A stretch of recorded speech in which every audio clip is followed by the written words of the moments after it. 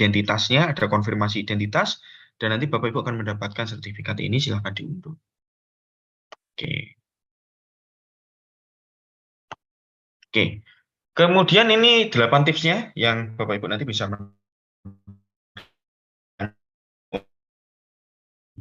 unggah aksi nyatanya. Yang pertama, tidak mengandung unsur kemiripan ataupun ini ya, plagiasi. Jadi hindari, lebih baik apa yang dilakukan Bapak Ibu aksi nyatanya ini adalah karya sendiri, dan hasil dari laporannya itu memang murni dari laporan yang Bapak Ibu buat, dan itu sesuai dengan kenyataannya di lapangan.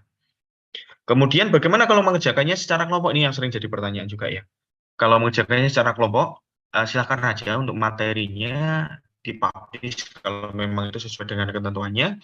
Kemudian pasti yang membedakan adalah di refleksinya gitu ya Bapak Ibu ya. Jadi nanti silakan cantumkan refleksi yang dilakukan ke murid-muridnya, ke peserta didiknya atau ke Bapak Ibu guru yang lain, itu adalah benar-benar refleksi yang dilakukan oleh Bapak Ibu. Dan kami yakin tiap dari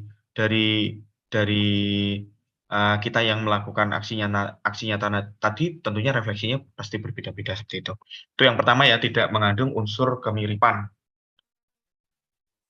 Kemudian yang kedua, yang pertama ini juga kita kemarin pernah melihat dari beberapa hasil verifikasi ya, itu ada yang mirip, plek, termasuk refleksinya juga biasanya nanti yang awal ini yang akan ini ya, yang mendapatkan sertifikat. Kemudian yang berikutnya yang mirip itu dianggap sebagai sesuatu yang ini ya, yang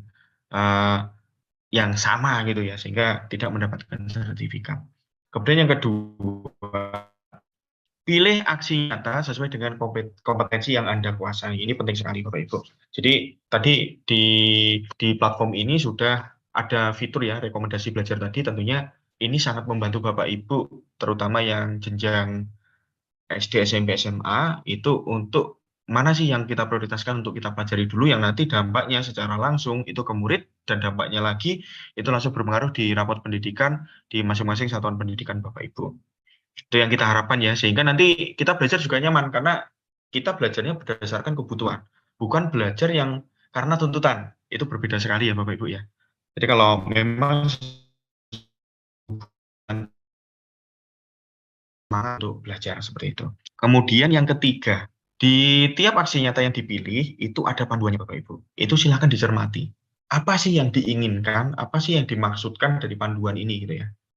Nah, kerjakan sesuai dengan perintah yang ada di panduan tersebut.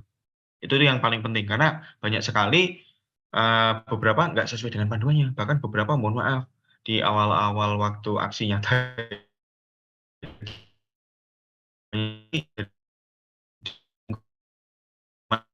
IKM, ya kan ada surat keputusan desainnya Kemdikbud, lah ini nggak nyambung banget gitu ya. Sehingga ini harus diperhatikan juga di situ. Kemudian yang keempat, isi deskripsi apa yang Anda lakukan dan refleksinya dengan jelas. Itu yang keempat. Jadi nanti ada deskripsinya ya. Enggak dokumentasi atau bukti aksi nyata yang dilakukan sesuai dengan format dokumen yang ditentukan.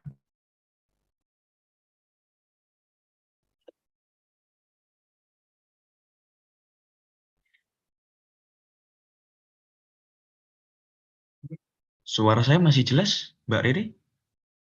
Ini tadi sempat terputus, Bapak? Tempat terputus ya? Iya.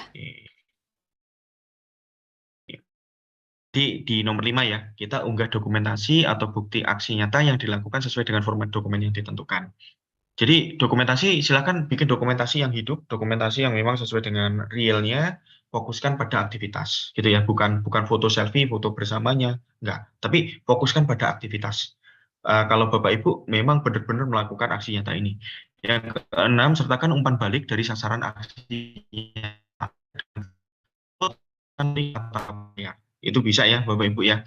Jadi umpan baliknya dari sasaran aksi nyata kita, bukan dari kita share aksi nyata ke orang lain. Nyata waktu kita mempraktikannya di ini ya, di satuan pendidikan kita. Kemudian yang ketujuh, pastikan unggah dokumen dengan ukuran yang stabil. Unggah dokumennya tadi ada ketentuan 10 MB ya. Kalau lebih tentunya nggak bisa diunggah seperti itu. Kemudian yang ke-8, cek agenda webinar di pelatihan mandiri, narasumber yang sesuai dengan topiknya. Sehingga Bapak Ibu nanti bisa ini ya, langsung belajar dengan narasumbernya. Nah, kalau kita cross-check di platform itu, pasti ada notifikasi agenda webinar-webinar, baik oleh unit utama Kemdikbudristek ataupun dari UPT ataupun dari komunitas-komunitas belajar yang tentunya sudah tervalidasi untuk menyampaikan materi yang diampunya seperti itu. Ini ada 8 tips ya Bapak Ibu yang perlu kita pahami dan kita pelajari bersama-sama sehingga nanti harapannya aksi nyata yang Bapak Ibu unggah ini memang benar-benar sesuai dengan ketentuan, Bapak Ibu memang benar-benar sudah melakukannya sesuai dengan harapan Bapak Ibu dan ada dampaknya ke peserta didik kita, kemudian dampak yang terakhir adalah mendapatkan sertifikat. Nah, kemudian ini syarat untuk umpan baliknya menggunakan formulir yang diisi oleh peserta didik langsung, kemudian menggunakan rekap dari jawaban murid, kemudian menggunakan tangkapan layar yang berisi jawaban murid. Itu juga bisa ya, seperti contoh yang ada di screenshot kami ini, seperti ini.